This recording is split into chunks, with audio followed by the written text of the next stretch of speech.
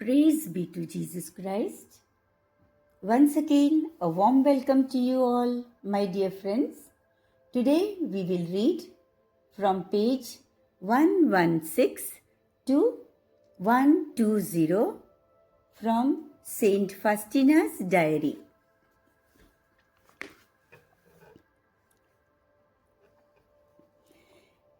At the end of the hour, I went before the Blessed Sacrament, and like the greatest and most miserable of wretches, I begged for his mercy that he might heal and purify my poor soul. Then I heard these words, "My daughter, all your miseries have been consumed in the flame of my love, like a little twig thrown into a roaring fire. By humbling yourself in this way, you draw upon yourself and upon other souls an entire sea of my mercy." I answered, "Jesus, mold my poor heart according to your divine delight." Diary 179. Throughout the third probation, it was my duty to help the sister in the vestiary. This duty gave me many occasions to practice virtues. Sometimes I had to take linen to certain sisters 3 times, and still one could not satisfy them. But I also came to recognize the great virtues of some sisters who always asked for the poorest things from the vestiary. I admired their spirit of humility and mortification. Diary 180. During Advent, a great yearning for God arose in my soul. My spirit rushed towards God and all its might. During that time, the Lord gave me such light to know His attributes. The first attribute which the Lord gave me to know is His holiness. His holiness is so great that all the powers and virtues tremble before Him. The pure spirits veil their faces and lose themselves in unending adoration, and with one single word they express the highest form of adoration, that is, holy. The holiness of God is poured out upon the Church of God and upon every living soul in it, but not in the same degree. There are souls who are completely penetrated by God, and there are those who are barely alive. The second kind of knowledge which the Lord granted me concerns His justice. His justice is so great and penetrating that it reaches deep into the heart of things, and all things stand before Him in naked truth, and nothing can withstand Him. The third attribute is love and mercy, and I understood that the greatest attribute is love and mercy. It unites the creature with the Creator. This immense love and abyss of mercy are made known in the incarnation of the Word and in the redemption of humanity. And it is here that I saw this as the greatest of all God's attributes. Diary 181. Today I was cleaning the room of one of the sisters. Although I was trying to clean it with utmost care, she kept following me all the time and saying, "You have left a speck of dust here and a spot on the floor there." At each of her remarks, I did each place over a dozen times, just to satisfy her. It is not work that makes me tired, but all this talking and excessive demands. My whole day's martyrdom was not enough for her, so she went to the directress and complained, "Mother, who is this careless sister who doesn't know how to work quickly. The next day, I went again to do the same job without trying to explain myself. When she started driving me, I thought, Jesus, one can be a silent martyr. It is not the work that wears you out, but this kind of martyrdom. Diary 182. I learned that certain people have a special gift for vexing others. They try you as best they can. The poor soul that falls into their hands can do nothing right. Her best efforts are maliciously criticized. Christmas Eve. Today, I was closely united with the Mother of God. I relieved her interior sentiments in the evening before the ceremony of the breaking of the wafer. I went into the chapel to break the wafer in spirit with my loved ones, and I asked the Mother of God for graces for them. My spirit was totally steeped in God. During the midnight mass, Pastorka or Shepherdess Mass, I saw the child Jesus in the host, and my spirit was immersed in him. Although he was a tiny child, his majesty penetrated my soul. I was permeated to the depths of my being by this mystery, this great abasement on the part of God, this inconceivable emptying of himself. These sentiments remained vividly alive in my soul all through the festive season. Oh, we shall never comprehend this great self abasement on the part of God. The more I think of it, unfinished thought. 183 Diary. One morning, after Holy Communion, I heard this voice, I desire that you accompany me when I go to the sick. I answered that I was quite willing, but after a moment of reflection, I started wondering how I was going to do so.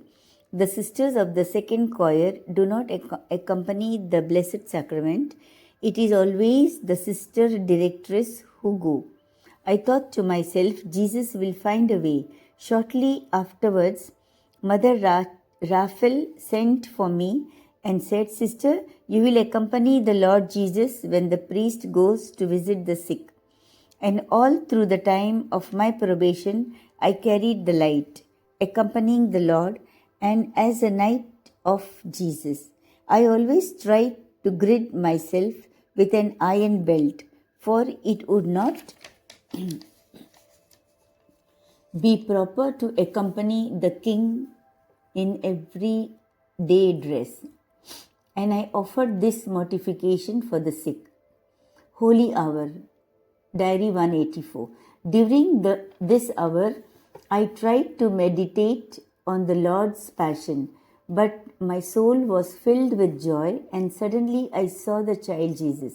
But His Majesty penetrated me to such an extent that I said, Jesus, you are so little, and yet I know that you are my Creator and Lord.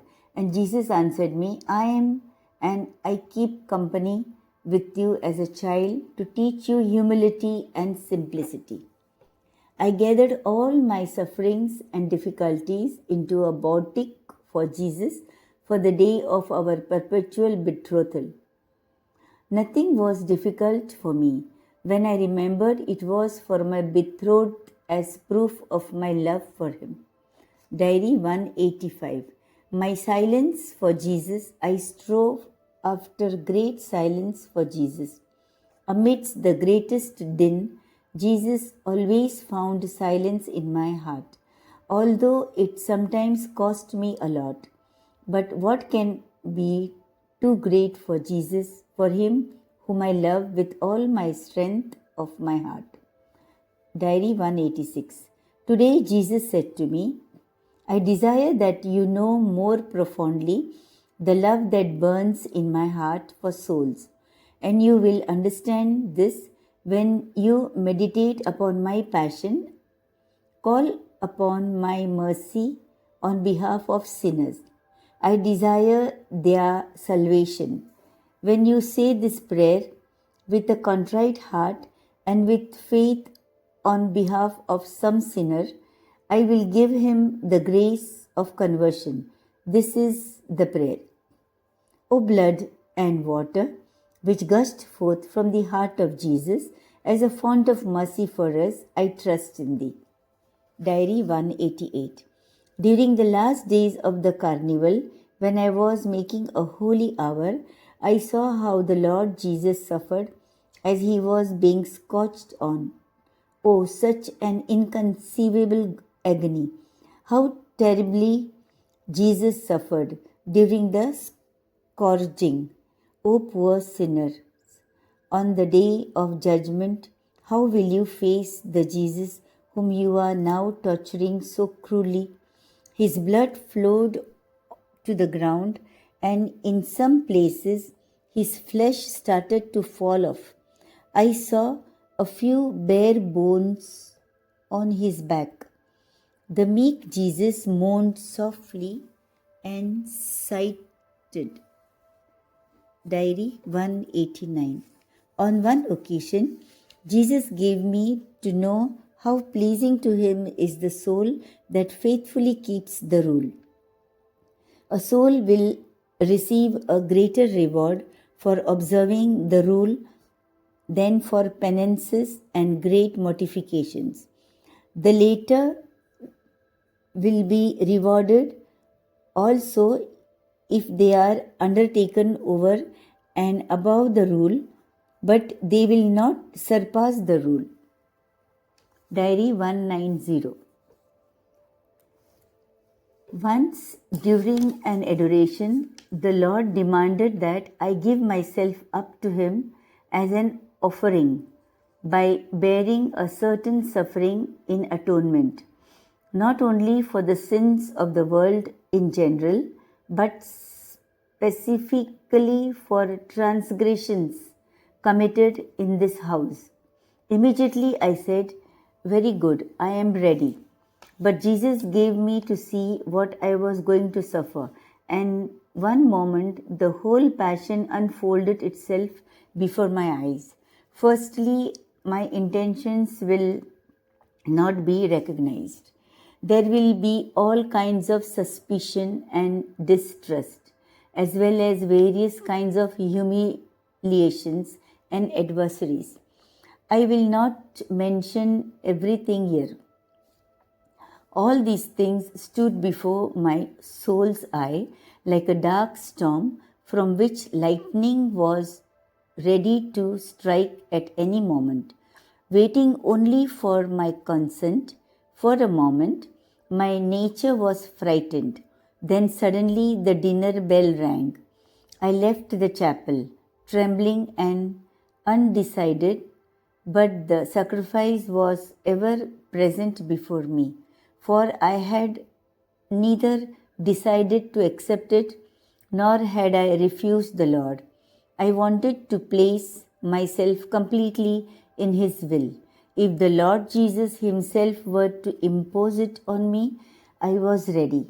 But Jesus gave me to know that I myself was to give my free consent and accept it with full consciousness, or else it would be meaningless. Its whole power was contained in my free act before God. But at the same time, Jesus gave me to understand that the decision was completely within my power. I could do it or not do it. And so I then answered immediately, "Jesus, I accept everything that you wish to send me. I trust in your goodness." At that moment, I felt that by this act I glorified God greatly, but I armed myself with patience. As soon as I left the chapel, I had an encounter with reality. I do not want to describe the details, but there was as much of it as I was able to bear. I would not have been able to bear even one drop more. Diary 191. One morning, I heard these words in my soul: Go to Mother General Michael and tell her that this thing displeases me in such and such a house. I cannot mention when I cannot mention what the thing was, nor the house in question, but I did tell it to Mother General, although it cost me very much. Diary 192. Once I took upon myself a terrible temptation which one of our students in the house of Warsaw was going through. It was the temptation of suicide. For 7 days I suffered, and after the seventh day, Jesus granted her the grace which was being asked, and then my suffering also ceased. It was a great suffering. I often take upon myself the torments of our students. Jesus permits me to do this, and so do my confessors. Diary 193. My heart is a permanent dwelling place for Jesus. No one but Jesus has access to it. It is from Jesus that I derive strength to fight difficulties and oppositions. I want to be transformed into Jesus in order to be able to give myself completely to souls. Without Jesus, I would not get near to souls because I know what I am of myself and absorb God into myself in order to give Him to souls. Diary 194, March 27. I desire to struggle, toil, and empty myself for our work of saving immortal souls. It does not matter if these efforts should shorten my life. It is no longer mine, but belongs to the community. I want to be useful to the whole church by being faithful to my community. Diary 195. O Jesus, today my soul is as though darkened by suffering, not a single ray of light. The storm is raging and Jesus is asleep. O my Master, I will not awake you. I will not interrupt your sweet sleep. I believe that you fortify me without my knowing it. Throughout the long hours I adore you, O loving bread, amidst the great draught in my soul. O Jesus, pure love, I do not need consolations. I am nourished by your will. O mighty one, your will is the goal of my existence. It seems to me that the whole world serves me and depends on me. You, O Lord, understand my soul with all its inspirations.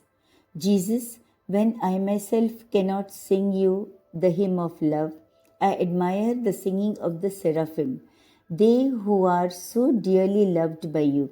I desire to drown myself in you as they do. Nothing will stem such love, for no might has power over it. It is like lightning that illuminates the darkness, but does not remain in it. O my Master, shape my soul according to your will and your eternal designs. Diary 196. A certain person seems to have made it her task to try out my virtue in all sorts of ways. One day she stopped me in the corridor and began by saying that she had no grounds for rebuking me, but she ordered me to stand there opposite the small chapel for half an hour and wait for Mother Superior, who was to pass by there after recreation, and I was to accuse myself of various things which she had told me to say. Although I had no idea of these things being on my soul, I was obedient and waited for Mother Superior for a full half an hour. Each sister who passed by looked at me with a smile.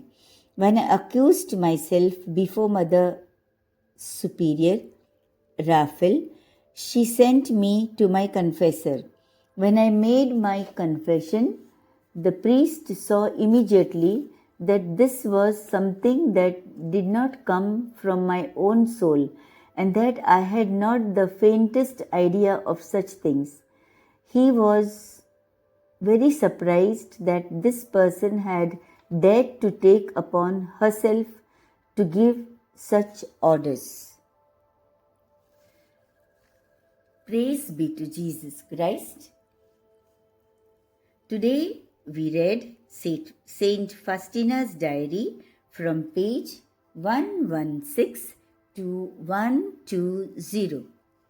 Let us trust in the greater glory of Jesus Christ by praying the Divine Mercy Chaplet for all the souls in purgatory. And may the divine assistance be always with us.